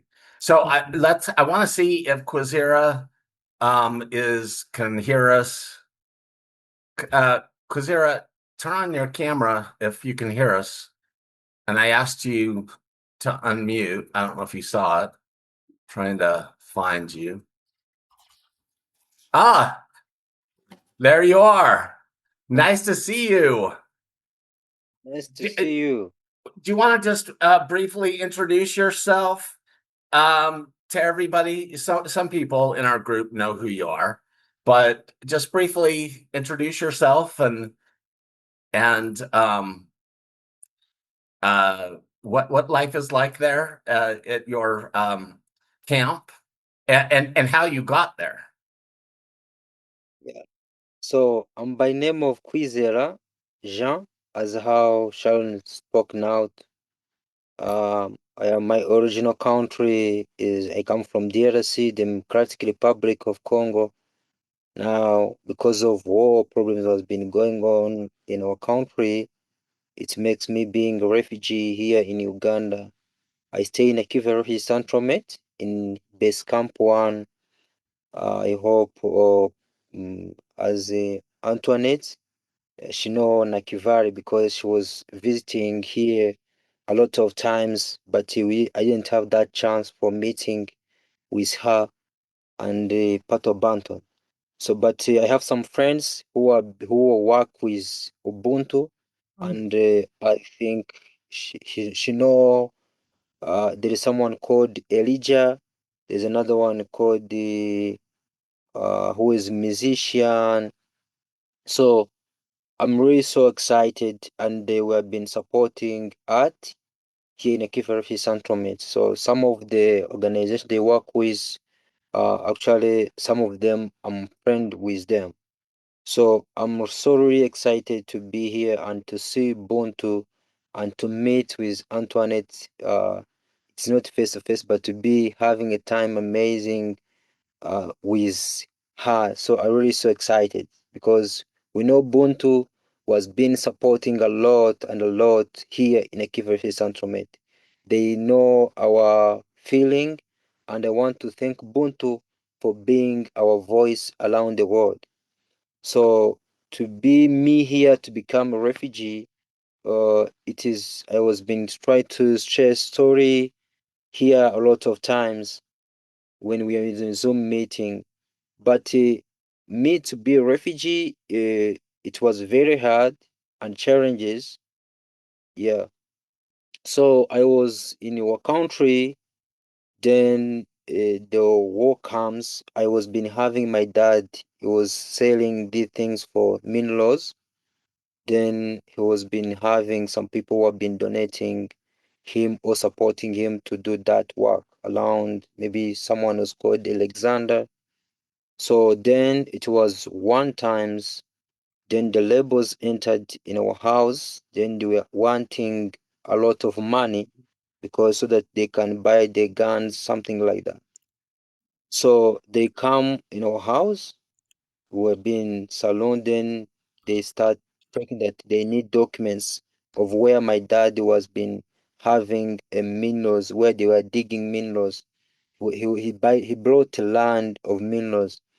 Then they entered, they need the money and the documents of that land that they can be using for their things or buying guns, something like that. But as my dad, I'm gonna paraphrase for you, okay, just to make it a little bit. So, Quizera lived in the Congo, a successful family with, was it a diamond mine or a gold mine? it was gold mine, so it was about minerals, something Yeah. like that. Yeah. Yeah. So they had a wonderful family life. They had cars and beautiful houses, and in the war, they were invaded, and everything was taken from them. And Quizera and his brothers were tortured so that they could actually they wanted the deed to the mine. And so him and his brothers were tortured, and a couple of his brothers and your father didn't survive, right? And then Yeah. you and your mother and one of your brothers, right, or two brothers, now I live have two. in Naka Valley, which is that's the biggest camp in Uganda, right? One of them. Yeah. One of them there. I mean, it's crazy because each refugee settlement has got at least 200,000 people in it. So it's just one of them. Just in that area around there's like a triangle. You know, there's one that's 200,000, another one 200,000, another one 200,000, and it's just like it's literally its own city. And some people, there was one girl that I met over there. She'd been living there since she was 4 years old. She's 24. I mean, what the hell? You know, like no one is supposed to be living there your entire life. And the average is like 10 to 17 years. So most of them know that they're pretty much, you know, like when I talk to some people, they're pretty much designed to think that they're going to stay there for the rest of their life. Yeah. And then you have others because like you said, Jean, some of the people that you know that I know, because how often do you see Elijah there now? Because a lot of them are trying to move out, right? Right. Yeah. And we were able to get some of them, some of the artists out of there. And I think about that, it's like if you're getting out of there, you're not gonna want to go back, you know. I wouldn't want to go back if you've seen something else because you know the few people that we are able to get out now and then, you know, out of Naki Valley, I took them zip lining, and they never been zip lining before, and they never been on a boat. You know, it's just little things that we all take for granted that they never got a chance to do.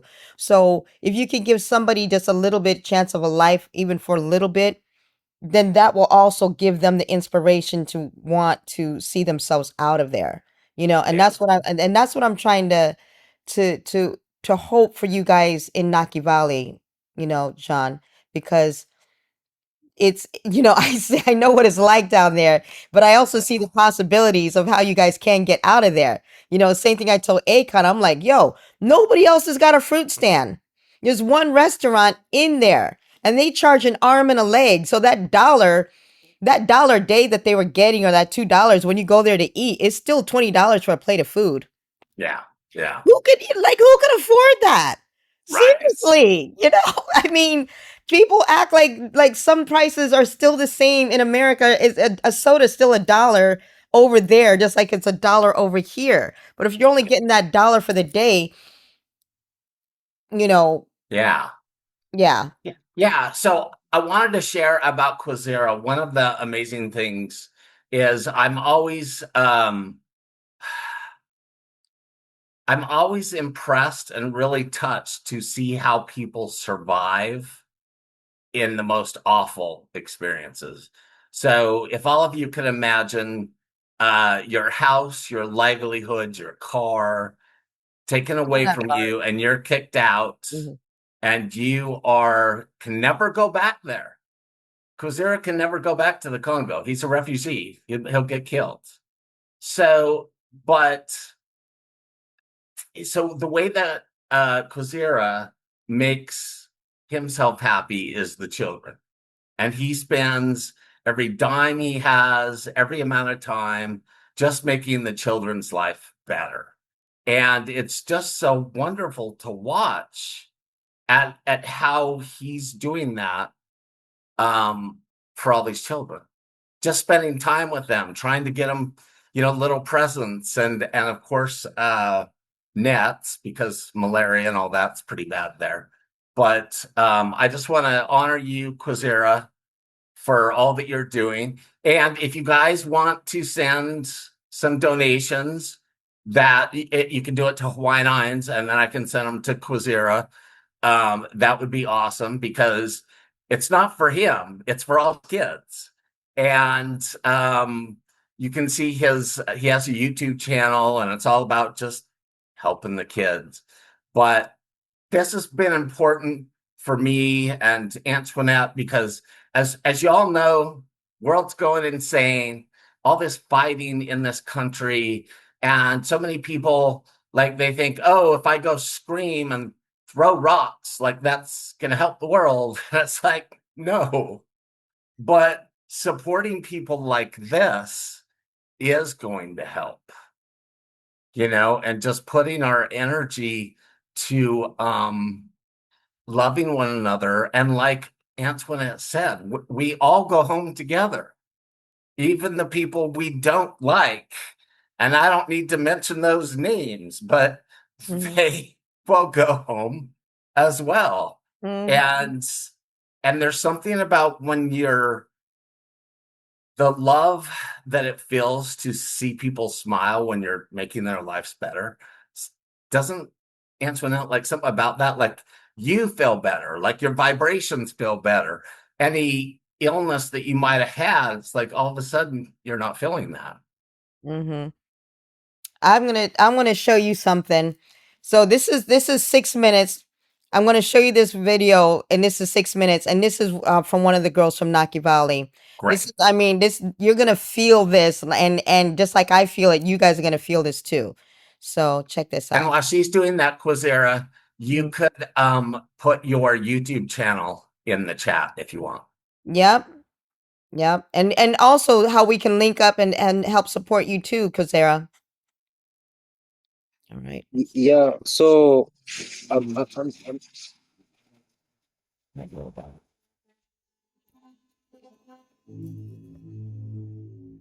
Greetings. My name is Antoinette Rootsdawtah with Ubuntu International. I'm here to talk to you about Ubuntu Women's Empowerment Program. This program was designed by African women of the diaspora and women on the continent of the motherland. It is a project created and designed by women, supported by women, and led by women.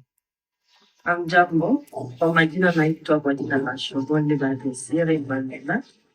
My name is Emanuela Shobole. I come from Native Valley Refugee Camp, but originally I'm from the Democratic Republic of Congo in Bukavu. In places like Naka Valley Refugee Settlement and villages across Uganda and Africa, menstrual pads are expensive. Every month, girls miss school, not because they lack intelligence, not because they lack ambition, but because they lack access. Girls have missed days, weeks, and sometimes even longer periods of school simply because they do not have menstrual pads. This is not a small issue. This is about dignity, and dignity is a human right. We started working with Mama Antoinette through Raise Her, which advocates for women and teenage girls in the camp. While working with her, she gave us a chance to say what we would like her to support us in that was very long lasting. We gave her a project that we were in need of, like sanitary pads, but we didn't have any idea how that was going to happen, but we were hopeful. Most disposable pads are plastic based, and there is no trash collection. So what happens instead is piles of garbage scattered throughout communities, creating environmental and health challenges. The Ubuntu Reusable Pad project was created to address both dignity and sustainability together.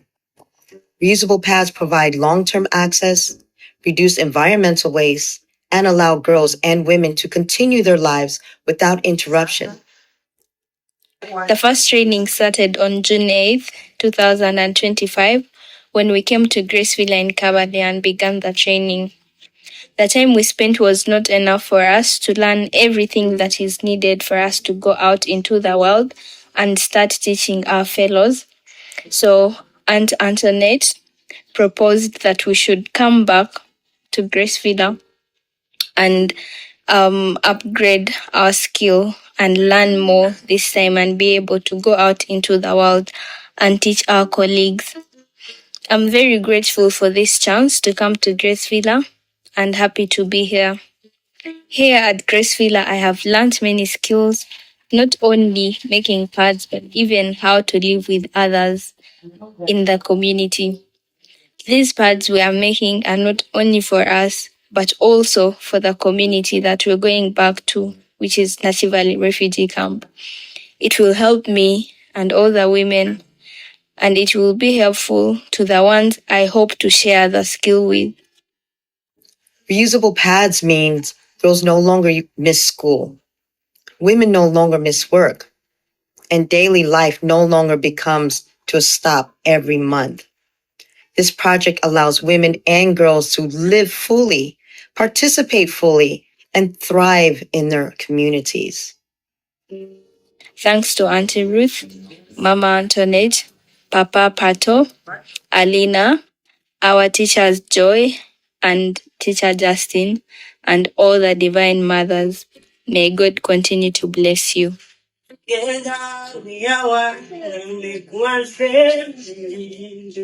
Thank you very much, kids.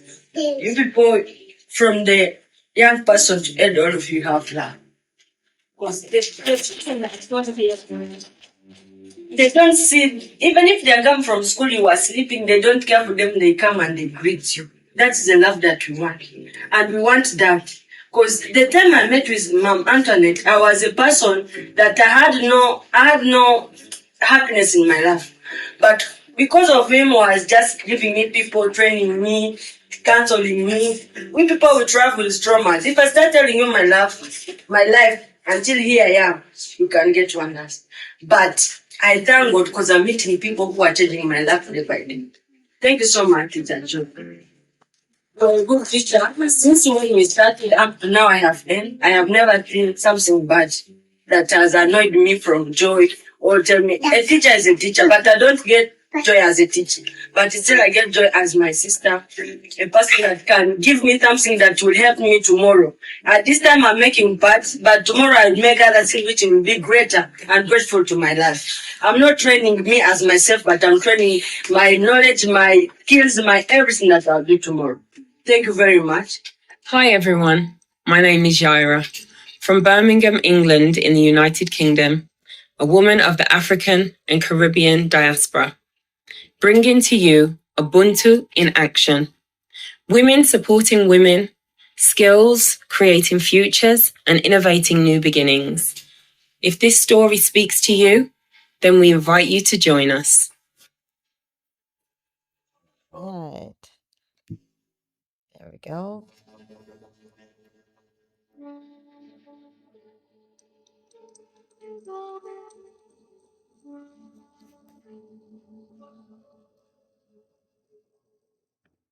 All right. So that's our QR code with our link tree, which I update, pretty often or whenever I can.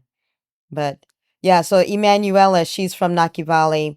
That was her coming out to Grace Villa, which was one of the major hubs. So I got her out from Naki Valley, put her on a bus from Naki Valley to Emberara, and then the three girls, took the bus from Naki Valley to Emberara, and then a bus from Emberara to Kabale. They stayed there for 3 weeks for training. Then they went back, and then they came back for training even more. And as you heard her in her speech, she never left the camp before. The only time she's ever left anywhere was when she left from the Congo, ended up in that camp. And then she spent the rest of her life in that camp until she was able to get outside and go to Kabale for training. And that's when she started to be like, wait a minute, there's a whole nother world outside of Naki Valley. And then the love from those little girls, because there she is working with another organization. Those girls don't have any sisters.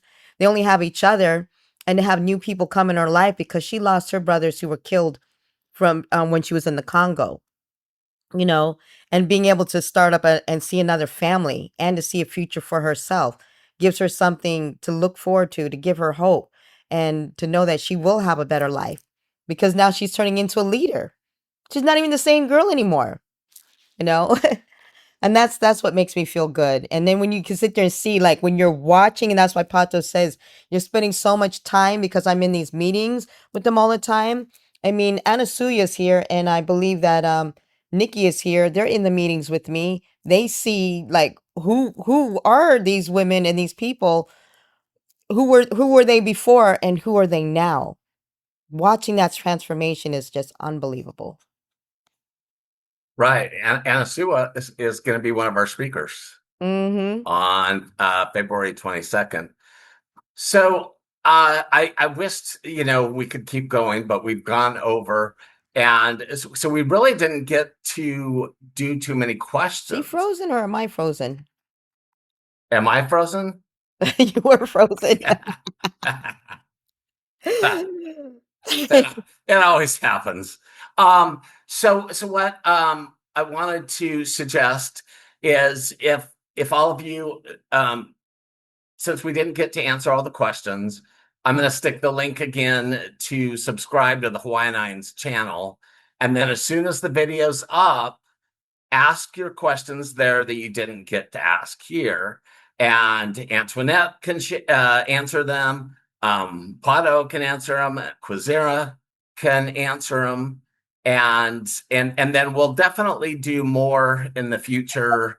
And, but the main thing that is just so important, in the insanity of what's going on here in our country, and many feel so helpless and what can I do? And I don't want to get into the craziness.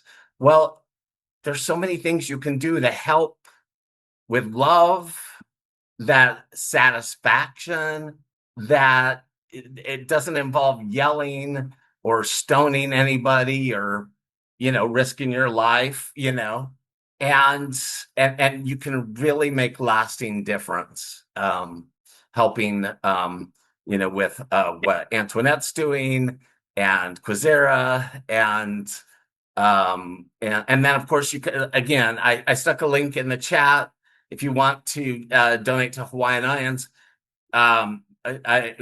We always donate to Quizera and people there as well. But if you want it to go there, just put that in the link.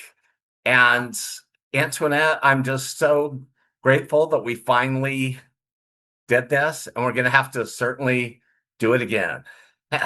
And spend and also to hear your music.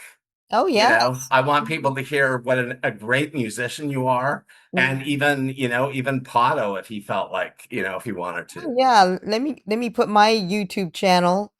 Actually, I didn't even put like my own music YouTube channel. Let's see, Rootsdawtah, switch account. Yep. I've got all kinds of music on there. So, and I got the I Am Mother Spirit video on there too. Let's see. Yeah, and she's an amazing keyboard player. Oh yeah. Oh, I've got a meditation is on there from we did got meditation videos. I've got all kinds of music videos. Oh, that would be fun. You should actually share the meditation in my groups, on Facebook and the Okay. Hawaiian IANDS group and the other. That'd be great. All right. So, okay, everyone, we went over. I hope you didn't suffer too much going over.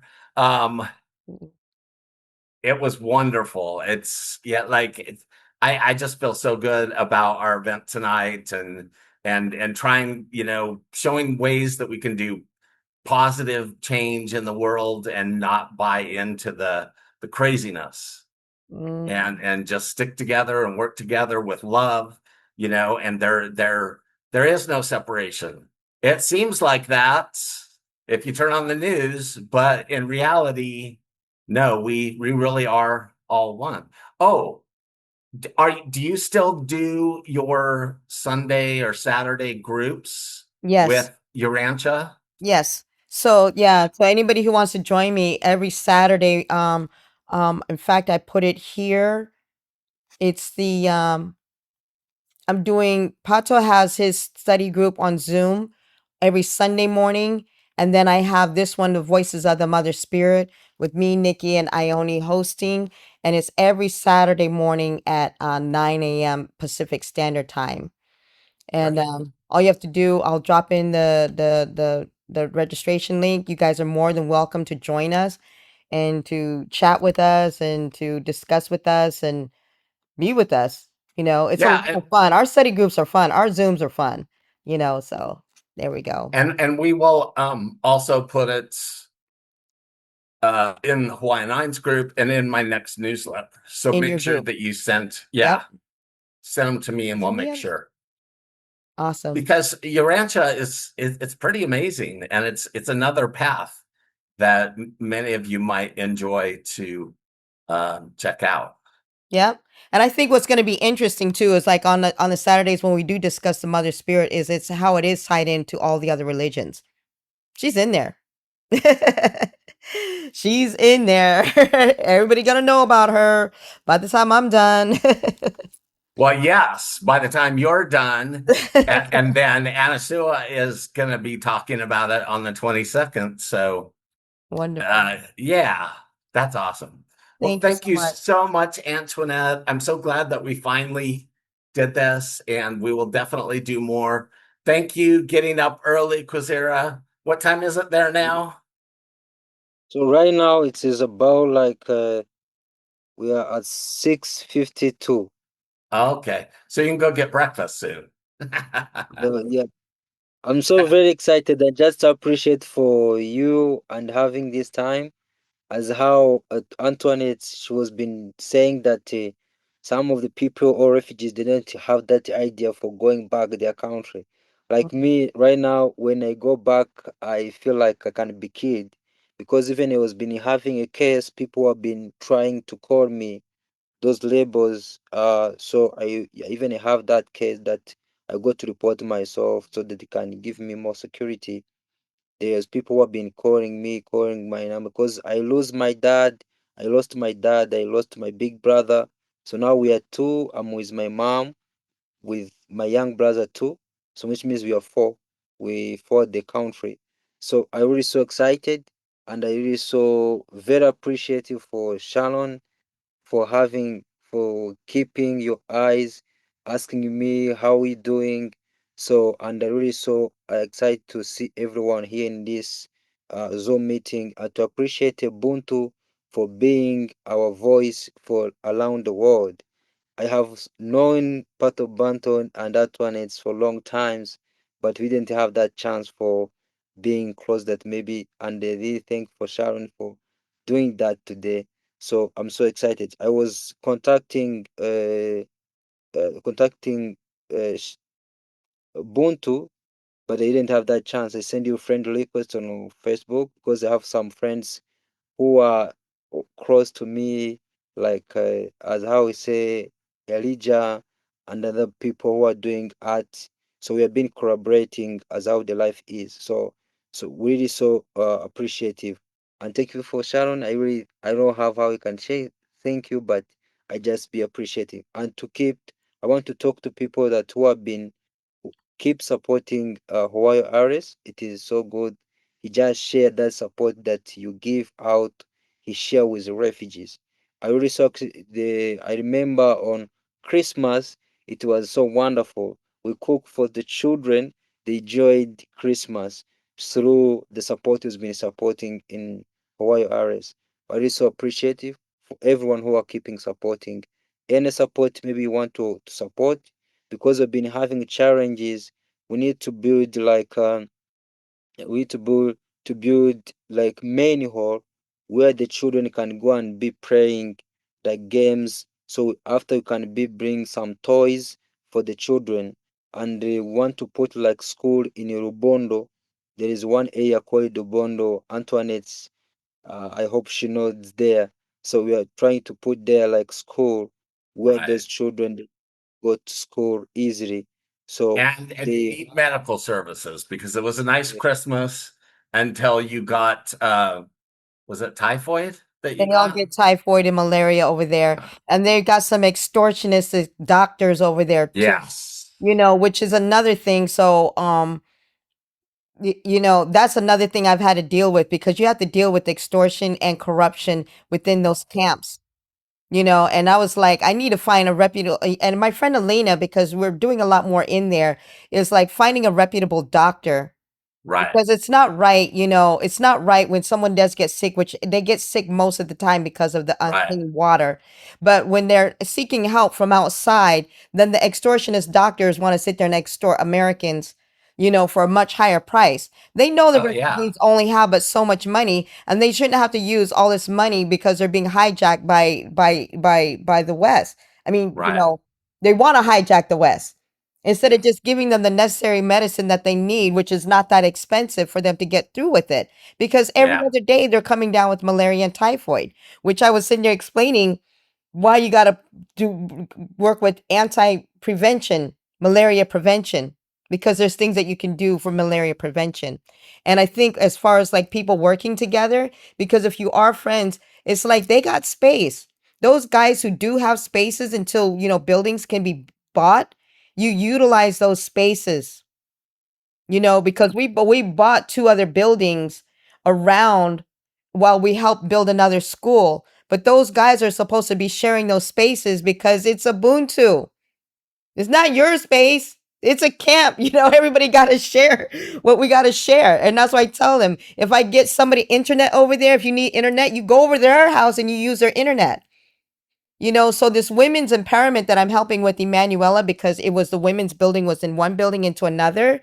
If you need some space, go over there. I will tell them, open up the doors.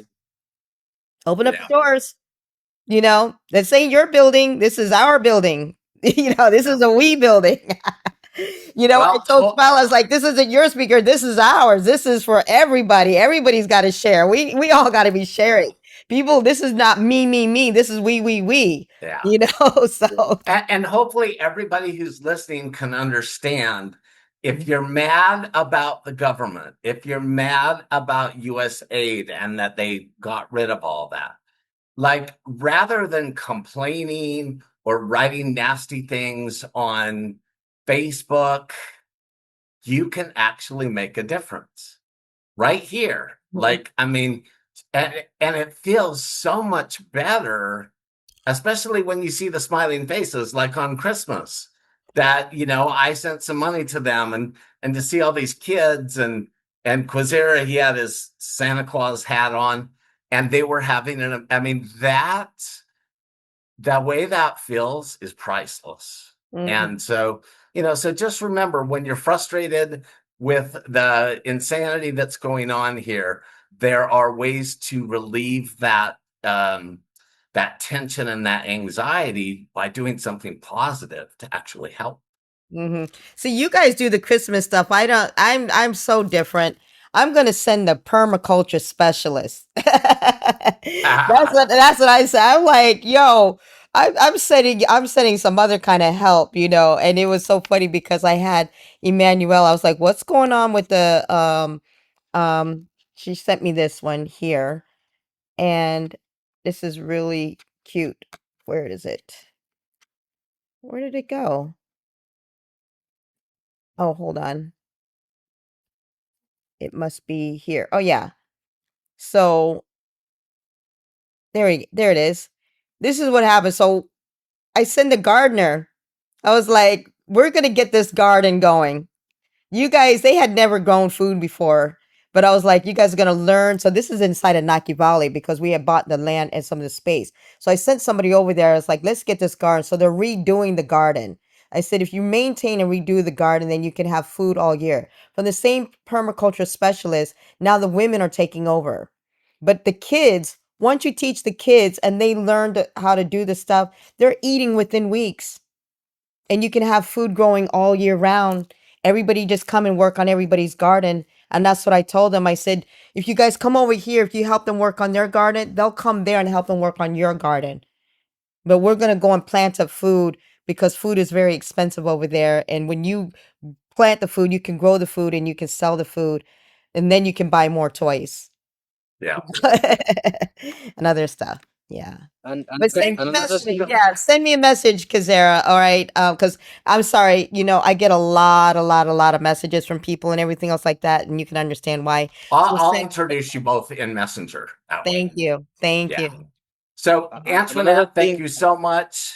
Quazira, I'll give you a final Another few thing. seconds, but we've gone way over. So, what do you want to say? So it is like Antoine was speaking about how we get $1. So how comes when the government of United States USAID they stopped there's people who have been getting a real support from United National. But right now, as more refugees have become many, because right now, as now I'm talking about our country in DRC, the war it is still going on. Now our country it is the hand of labels M23, as how people are following on social media. We're in a bad condition. People are they are coming. So right now, the people who have been having 5 years in a camp, right now they're not getting anything. They're not getting anything or coin, anything coin. They were being giving those people who are new, comers, and all are not them who are getting that support. So the more days going, the more days being bad here in a Kivu Assistance from it. Because the people are keeping coming. Refugees are keeping coming. And you know And I see why? Do you pardon? know why? And this is just the hard truth that I'm just going to tell you right here. Number one, Yeah. those minerals are being used for the solar powered cars, solar batteries, the electric cars, the AI materials, all of the high tech stuff that the world needs is because Congo has all of those minerals that they need. So the world is all fighting Congo so that way they can live in luxury. That is why. And the reason why the US has cut off their support is because their hands are in that. Do you see what I'm saying? That's the politics. Yeah. And then the politics, which we have to be very careful about what we're saying, because you guys just had an election in Uganda, and we can't say what's going on with that either, because everybody's life is at stake, and especially there in Uganda and stuff. So it's the politics of everything else. And that's why it's like, if you guys are waiting for any of these people to come and save you, this is the hard truth. Forget it. You're going to have to save yourself. And the best way to save yourself is that if everybody comes together in order to do that and support each other, and then you can all get yourselves out of there. Yeah. Because if you wait for them, the government is not going to fix your water. It's not going to clean your water. And the money that was coming from the government, we have to wait for our government to change before anything else can change for the rest of the world. Right now, our country has banned 75 countries from entering in the United States. You know, so you can't look to any help. Even for me looking for help to help people in Africa, I'm looking outside. I'm looking outside of America, and then I'm just looking, and I just go on these shows anywhere that I can to just sit there and just spread the message with just common regular people, because it's the people with the least amount that end up helping the most people. It's not the rich people. That's why they stay rich. You know, Yeah. that's why they stay rich. Yeah. It's just regular people who are willing to drop a 10 or 20 bucks here and there, or 50 bucks here and there or something. And we just take all of that and see, what can we do with that? What can we do with the little bit that we have? And if everybody just comes together, you know, and that's why even when I sent the guy down from Naki Valley, I didn't really have anything either. I just sent him. I'm Right. like, can you go down there? And he just jumped on a bus. And when I send him Okay, down you know again, what? they're going to jump on a Let's bus. pause this until Yeah. next time. Mhm. Now that we've gone like over 2 hours, Yes, yes, but yes. clearly there's a lot to do. Mhm.